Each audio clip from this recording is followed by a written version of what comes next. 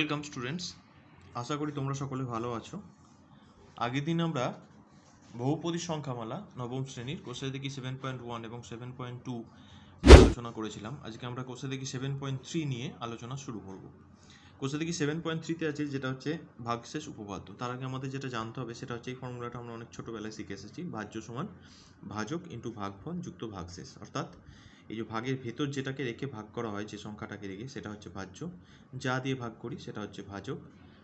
ভাগ ফল হচ্ছে এই দিকে যেটা ভাগ করার পর এখানে যেগুলো মাথায় লিখেছে আমরা ডান দিকে লিখতাম, এইগুলো হচ্ছে ভাগ ফল। আর যদি কিছু অবশেষ পড়ে থাকে, যেমন এক্ষেত্রে 7 পড়ে আছে, এটা হচ্ছে ভাগশেষ, আর না থাকলে 0, মিলে গেলে 0।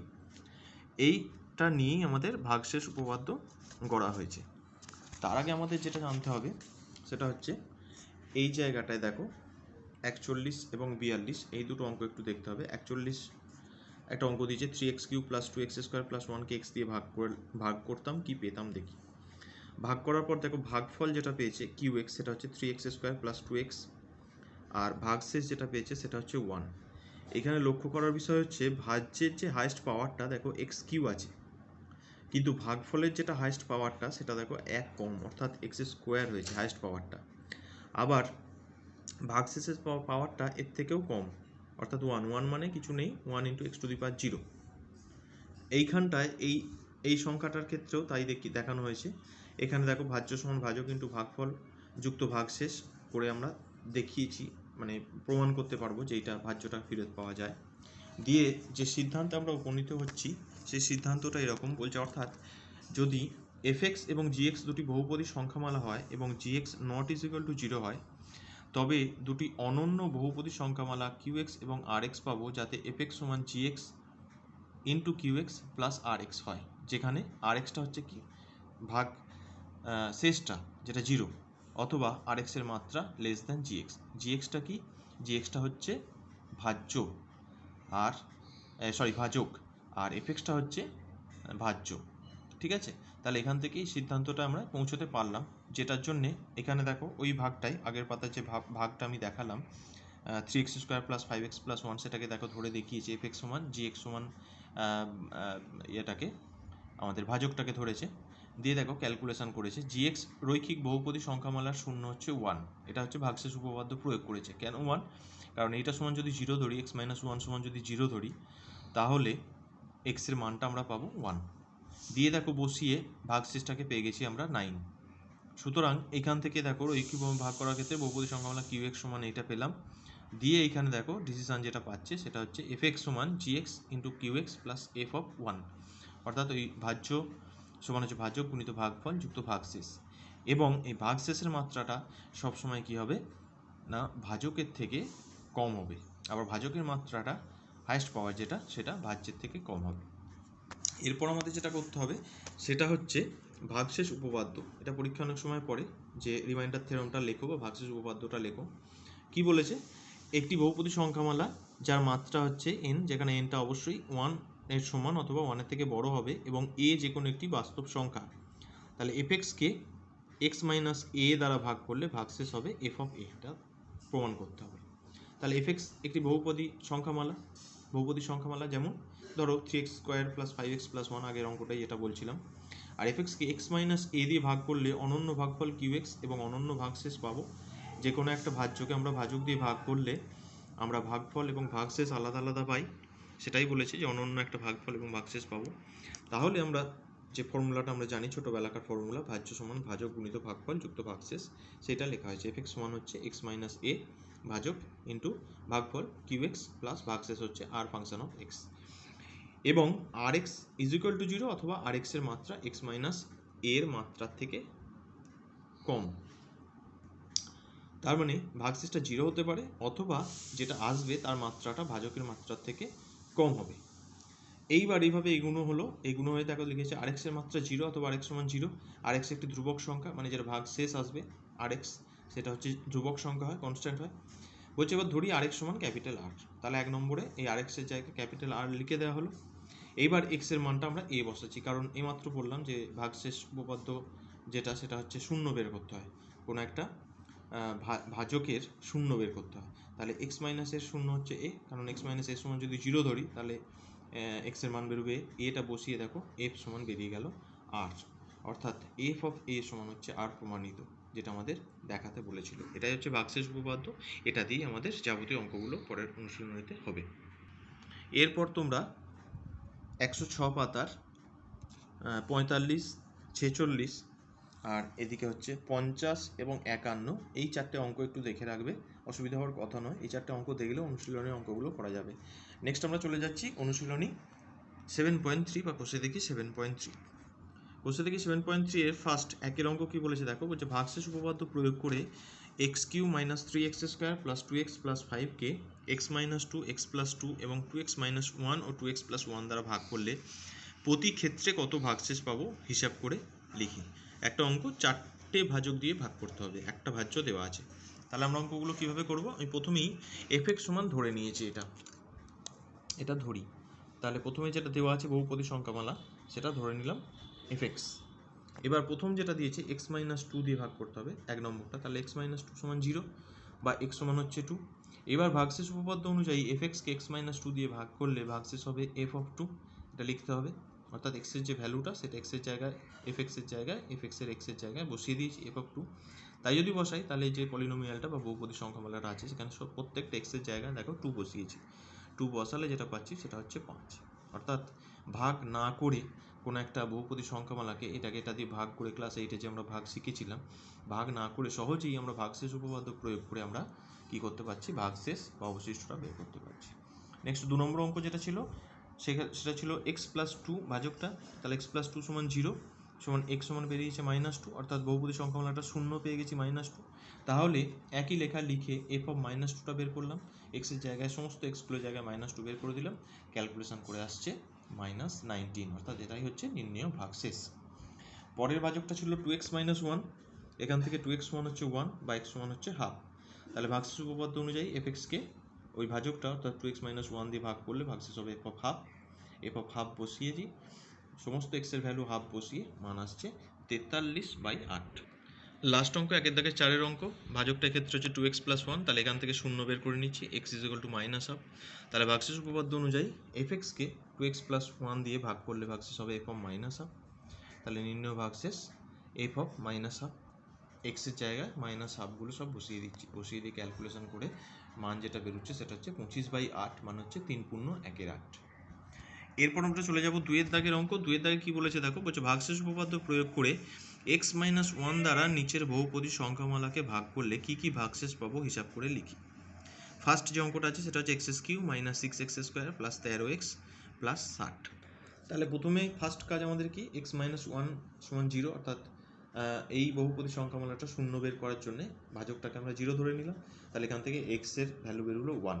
তাহলে এফ এক্স সমান এবার ধরে নিয়েছি যে পলিনোমিয়ালটা যে বহুপদী সংখ্যামালাটা দেওয়া আছে।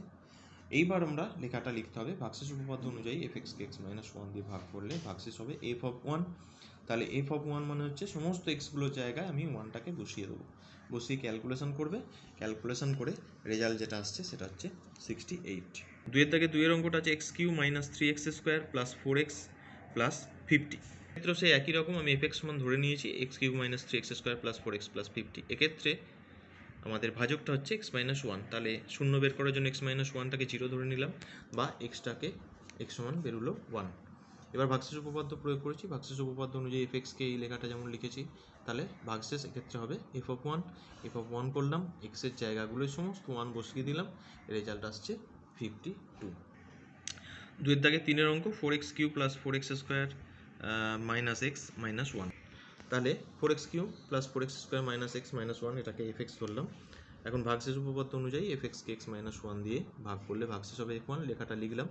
তাহলে এটা 0 হচ্ছে কত না, এক্স মাইনাস 1 সমান 0, বারবার আর দেখাইনি, তাহলে এক্স সমান হচ্ছে 1, তাহলে এক্সের জায়গায় আমি 1 বসালাম, তাহলে এফ অফ 1 সমান হচ্ছে সমস্ত 1গুলো বসিয়ে দিলাম এক্সের জায়গায়, ভ্যালুটা ক্যালকুলেশন করে দাঁড়াচ্ছে 6। 2-এর দাগে 4-এর অঙ্ক 11x cube minus 12x square minus x plus 7।